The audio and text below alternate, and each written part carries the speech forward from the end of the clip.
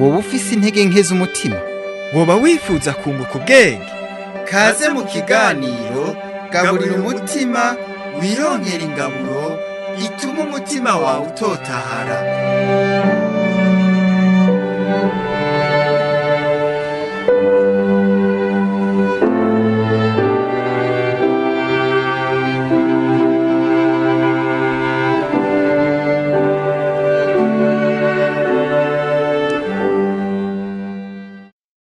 Mariko ikigabane ca 12. Hanyuma Yesu atangura kuhabwira mu migani ati, habaye umuntu yateye umurima w'inzabibu, awuzitirira uruzitiro, yimbamwo ubwato bw'ikinogo, yubakamwo umutara, arusigarana abarimyi, aja mu mahanga. Hageze mw'iyera atuma umukozi ku barimyi, waze yakabo barimyi vyamuwe mu ruzabibu. Baramufata, baramushishagura, bamurungika iminwe iri gusa.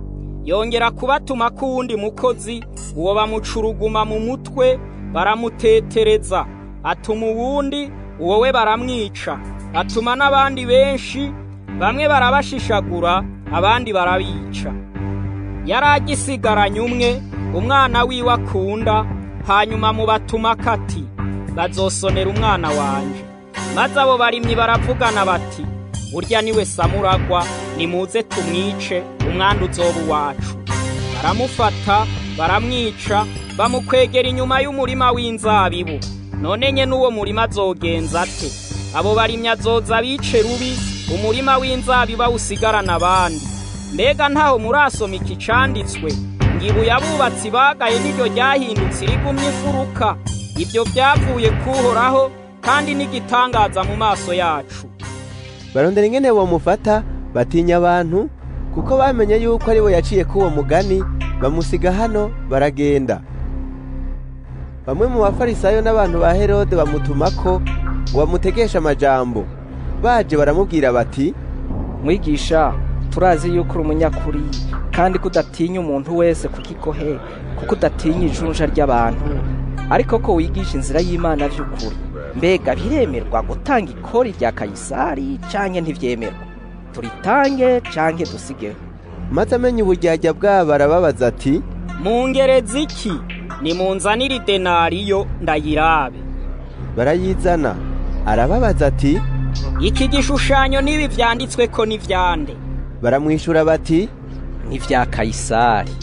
Yesu arababarira ati, ivya Kayisari ni mubihe Kayisari, ivy'Imana mubihe Imana. baramutangarira cane.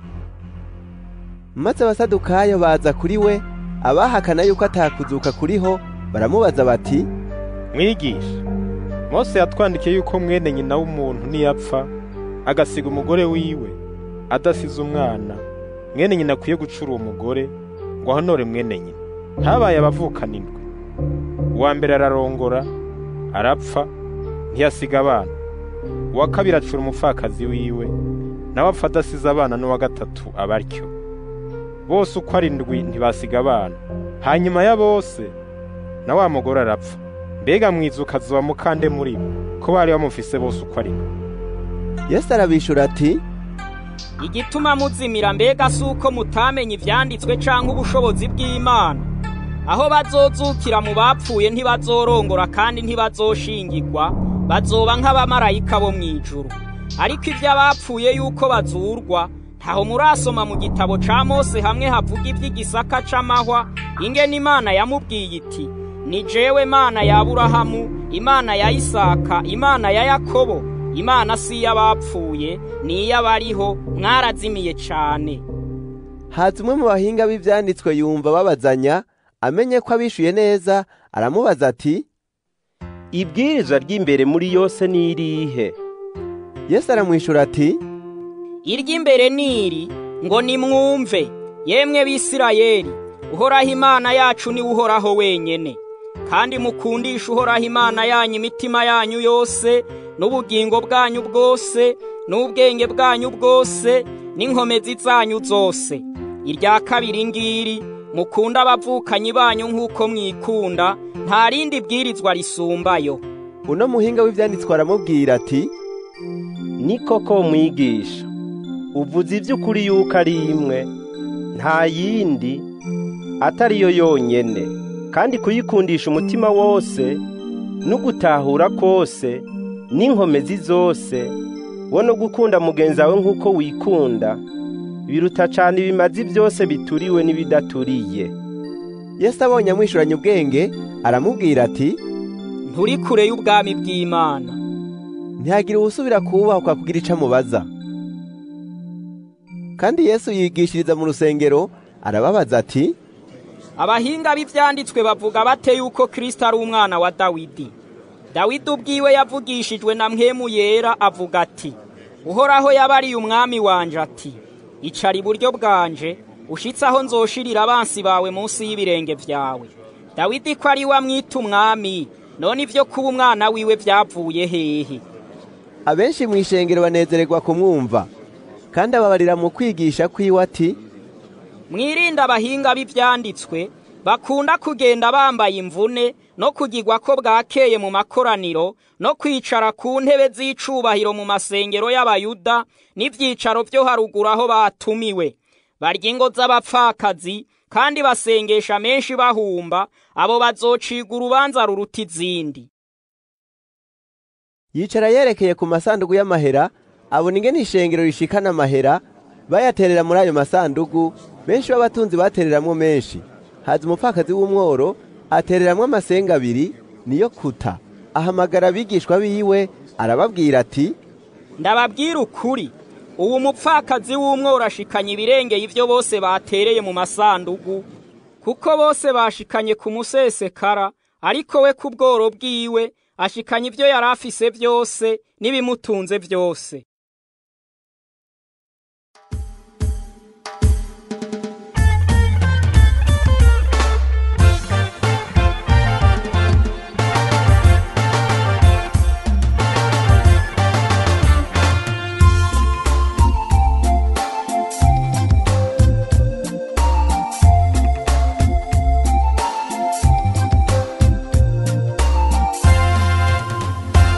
Ibitambo by'intama si byo byaducunguye, amaraso y'ihene nayo ntiyaducunguye, aya mapfizi y'inka ntiyabasha kuducungura. Ibitambo by'intama si byo byaducunguye, amaraso y'ihene nayo ntiyaducunguye, aya mapfizi y'inka ntiyabasha kuducungura. Ndetse na Isaki yapfa ntiyari kuducungura, wa mukobwa wa Yefuta nawe ntiyaducunguye, s'amaraso y'ibizima bine imbere y'Imana, s'amaraso y'amarayika ukomeye w'Imana, s'amaraso y'amarayika ukomeye w'Imana, s'amaraso y'amarayika ukomeye w'Imana, ahubwo twacungujwe amaraso y'igiciro, igiciro kinini kuruta isi n'ijuru, igiciro kinini kuruta isi n'ijuru, n'amaraso y'umwana w'ikinege w'Imana, n'amaraso y'umwana w'ikinege w'Imana, mbese n'iki Imana yari isigaje. Mariko ikigabane ca 13. Ariko arasohoka mu rusengero, umwe mu bigishwa biwe aramubwira ati, mwigisha, raba ya mabuye ukwari n'iyi nyubako ukwiri.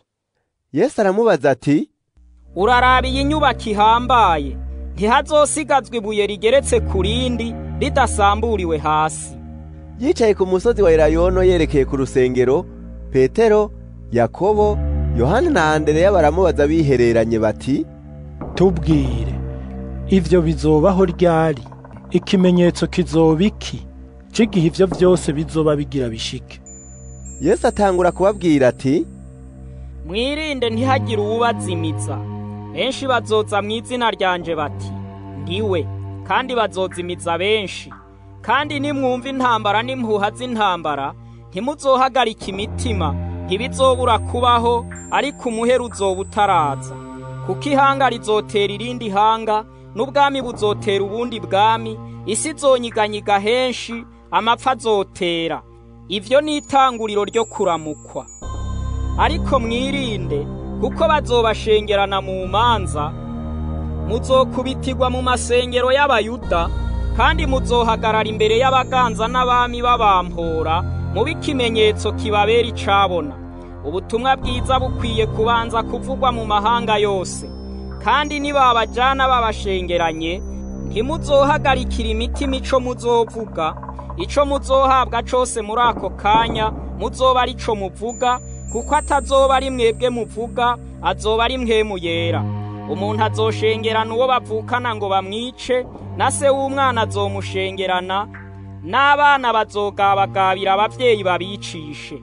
Muzoba mwanswe na bose babahora izina ryanje, ariko uwihangana agashitsa iherezo niwe azokira.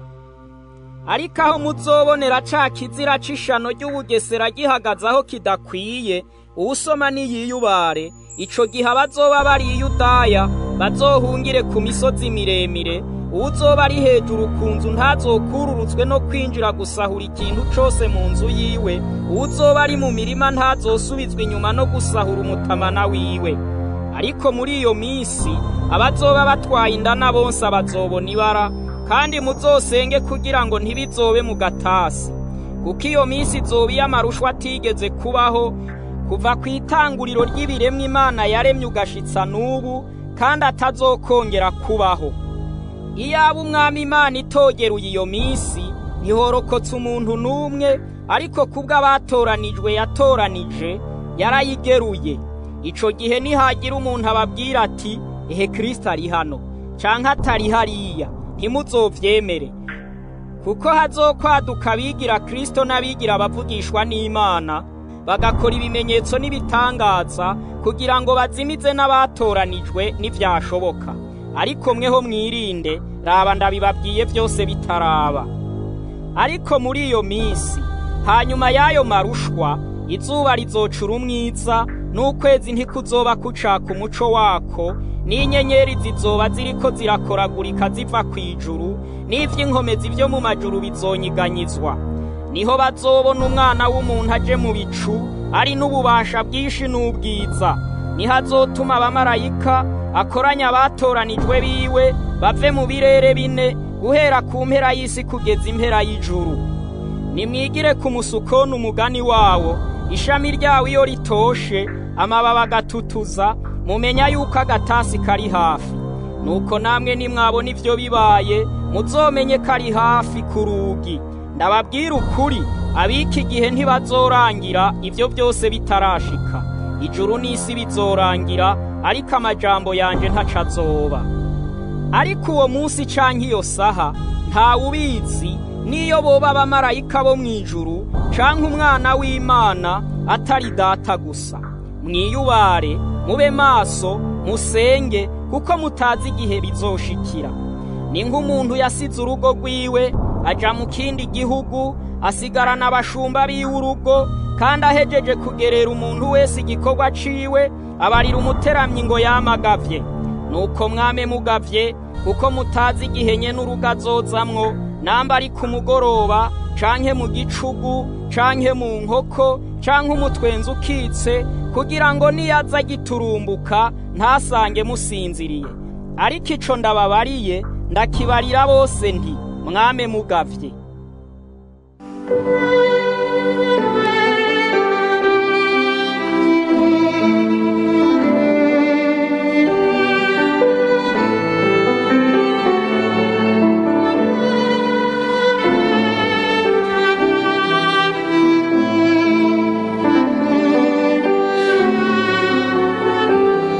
Mukunzi wahisemo kubana natwe muri iki kiganiro Gaburira Umutima, turagushimiye. Ukaba ufise ikibazo canke wifuza kutwunganira, duhamagare canke urungike ubutumwa kuri 76 ubusa 61 ubusa canke kuri 76 +69 ubusa ubusa ubusa. Imana iguhezagire.